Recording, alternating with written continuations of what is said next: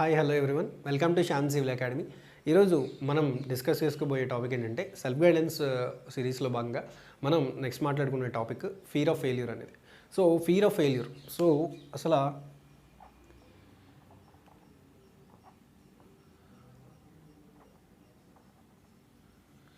మనం దేంట్లో అయినా ఓడిపోతాం అన్న భయం ఎందుకు వస్తుంది? సో ఎందుకు అంటే ఆ ప్రాబ్లం ఎక్కడ క్రియేట్ అవుద్ది ఏంటంటే, సో ఫెయిల్యూర్ అనేది లైఫ్లో నేర్చుకోవడానికి అంటే ఇంకా ఎక్కువ నేర్చుకోవడానికి ఒక గ్రేట్ ఆపర్చునిటీ అని చెప్పొచ్చు. బట్ దాని గురించి మనం ఎందుకు భయపడతామంటే, సో మనం భయపడేది రీజన్స్ ఎందుకంటే మనం సరిగ్గా ప్రాక్టీస్ చేయలేదు. ఓకే, సో ఎందులో అయినా ఫెయిల్ అవుతున్నాం అంటే కారణం ఏంటంటే దానికి అంటే దాన్ని అచీవ్ చేయడానికి మనకు సరిపడా నాలెడ్జ్ లేదు. సో ఫస్ట్ ఆఫ్ ఆల్ ఆ నాలెడ్జ్ని మనం ఇంప్రూవ్ చేసుకోవాలి. ఎలా? సో దాని మీద వర్క్ చేయడం, దాని గురించి నేర్చుకోవడం, రాయడం, గుర్తుపెట్టుకోవడం ఇలాంటివి చేయాలి. అంతేగాని అంటే ఫెయిల్ అవుతామని నేర్చుకోవడం మానేసి అంటే ఎవరో ఏదో అంటారని లేదంటే ఏదో జరుగుద్దని అక్కడే కూర్చునిపోతే సో మనం అక్కడి నుంచి గ్రో అవ్వం. సో ట్రై చేస్తే ఫెయిల్యూర్స్ అనేవి రావచ్చు, బట్ ట్రై చేస్తూ వెళ్తే మనం ఇంప్రూవ్ అవుతూ ఉంటాం. సో అలా ఇంప్రూవ్ అయిన స్టేజ్లో ఎక్కడో అక్కడ మనం అనుకున్న లెవెల్ని అంటే మనం అనుకున్న సక్సెస్ని రీచ్ అవుతాం. బట్ ఎప్పుడైతే భయపడుతూ ఒక ఓటమికి భయపడుతూ అక్కడే కూర్చుంటావో సో అక్కడి నుంచి ఏమీ నేర్చుకో, అక్కడే ఆగిపోయి అలాగే ఉంటాం. ఓకే, సో ఫెయిల్యూర్ అనేది ఎందుకు వస్తుంది అనేది అనాలిసిస్ చేయి. ముందు భయపడడం మానేసి ఏదైనా విషయం గురించి భయపడుతున్నాం అంటే ఒక ఏదైనా విషయం అది what ever it may be, లైఫ్లో ఏదైనా అయి ఉండొచ్చు. సో దేని గురించి మనం భయపడుతాం అంటే బికాస్ ల్యాక్ ఆఫ్ నాలెడ్జ్, దాని గురించి మనకి సరైన అవగాహన, దాని గురించి జ్ఞానం లేకపోవడం వల్లే దాని గురించి భయపడుతున్నాం. ఇన్ కేస్ సింపుల్గా ఒక ఎగ్జాంపుల్ చెప్తున్నాను. ఇప్పుడు మనం పారాగ్లైడింగ్ చేయాలి. ఓకే, ముందు అసలు అది ఏంటో తెలియదు. ఓకే, ఏదో హైట్ నుంచి పడిపోతాం, లేదంటే కొన్ని అడ్వెంచర్స్ ఉంటాయి. సో హైట్ నుంచి బంగీ జంప్ ఇలాంటివి.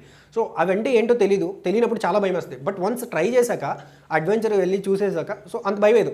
ఓకే, అలాగే కొంతమందికి నైట్ టైం బయటకు వెళ్ళడం ఇలాంటి ఫ్రీ. సో ఫస్ట్ టైం మనం ఆ నైట్ ఆ విజువల్స్ అన్నీ కూడా ఊహించుకుంటూ కూర్చుంటే చాలా భయం అనిపిస్తుంది.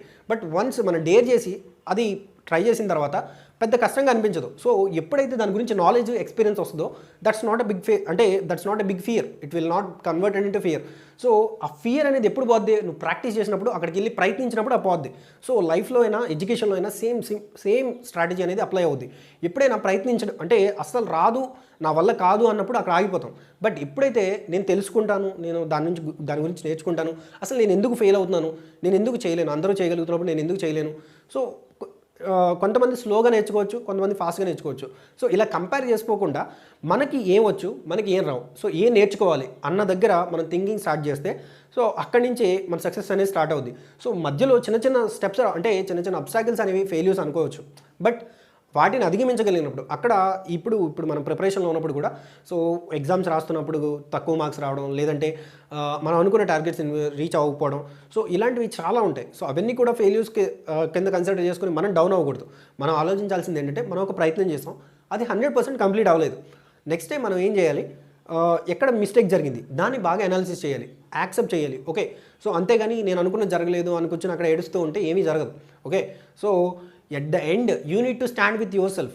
ఎంతమంది ఉన్నా మన చుట్టూ మన కోసం మనమే నిలబడాలి. ఓకే, సో అది ఎక్కడ వస్తుంది అంటే ఒక ట్రై చేద్దాం, నేర్చుకుందాం అన్న కాన్సెప్ట్ నుంచి వస్తుంది. అలాగే ఈ భయం ఎప్పుడు పోద్దంటే, ఫెయిల్యూర్ నుంచి భయం ఎప్పుడు పోద్దంటే మనం ఎలా అయినా సాధించాలి, ఎంత కష్టమైనా మనం లాస్ట్కి చివరికి ఎట్ ద ఎండ్ మనల్ని మనం ఇలా చూసుకోవాలి అంటే ఒక పొజిషన్లో మనం ఇలా చూసుకోవాలనుకున్నప్పుడు మాత్రమే ఈ ఫియర్ ఆఫ్ ఫెయిల్యూర్ అనేది పోద్ది.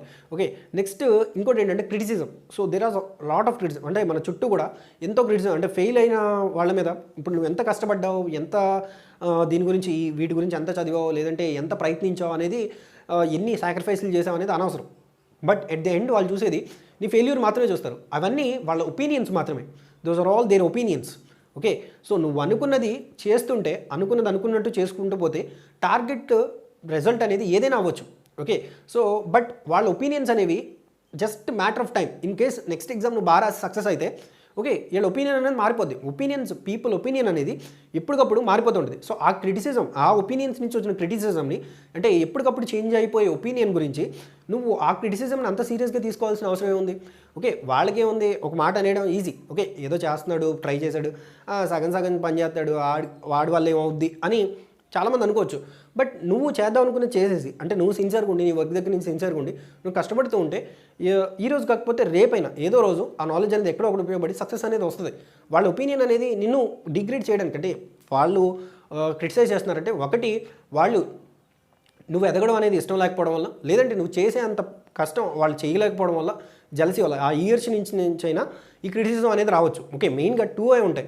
ఓకే, కొంతమంది బెస్ట్ ఫ్రెండ్స్ ఉంటారు, వాళ్ళు చేసే క్రిటిసిజం అనేది నిజం, అంటే నిన్ను నీ రియాలిటీలోకి తీసుకొచ్చే కొన్ని లాయల్ సపోర్ట్స్ అనేవి ఉంటాయి.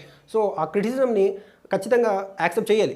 అంతేగాని వాడు నన్ను ఇలా అన్నాడు అలా అన్నాడు అని గొడవ పడడం కంటే, సో ఆ క్రిటిసిజం నుంచి అది నిజం అయితే, ఫ్యాక్ట్ అయితే, అందులో నిజం ఉంటే తీసుకో. Okay, so there is a mistake in me, so I need to correct that, so I need to be loyal more అని మనం తెలుసుకోవాలి. ఓకే, సో మనం ఇంకా కొంచెం లాయల్గా ఉండాలి అని తెలుసుకుని మన వర్క్ పట్ల కూడా మనం హానెస్ట్గా ఉండాలని మనల్ని మనం ట్యూన్ చేసుకోవాలి. ఓకే, అంతేగాని వాటితో మనం గొడవ పెట్టుకోవడం, లేదంటే ఆర్గ్యుమెంట్ చేయడం, డిస్కస్ చేయడం, these are all face matters.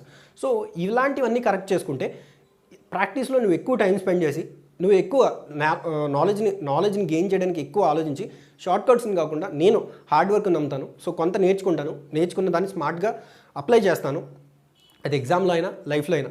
So అన్నదాన్ని మనం క్లియర్గా తెలుసుకుంటే, so no one will stop. So fear of failure is everywhere. 100 సార్లు కాదు, 1000 సార్లు ఒక పని చేశాక కూడా అది మళ్ళీ మొదలు పెడుతున్నప్పుడు కొంత భయం అనేది ఉంటుంది ఎవరికైనా. ఓకే, ఈవెన్ ఐఏఎస్ టాపర్కైనా ఒక క్వశ్చన్ ఆన్సర్ చేస్తున్నప్పుడు మేబీ రైట్ ఆర్ రాంగ్ అన్న ఒక థాట్ అనేది somewhere else in his mind there will be there. So ఉంటుంది, ఖచ్చితంగా ఉంటుంది. బట్ మనం అది దాటి ప్రయత్నం చేసినప్పుడు ఏదో ఒక ఫలితం అనేది ఉంటుంది. ప్రయత్నమే లేకపోతే ఫలితమే ఉండదు. ఓకే, సో మీరు గుర్తుపెట్టుకోవాల్సింది కూడా అంతే. Fear of failure is everywhere. What all you need to have is to try until you can do it. Okay, so I believe you can do it, so don't let the fire down. Thank you guys, thank you very much for watching.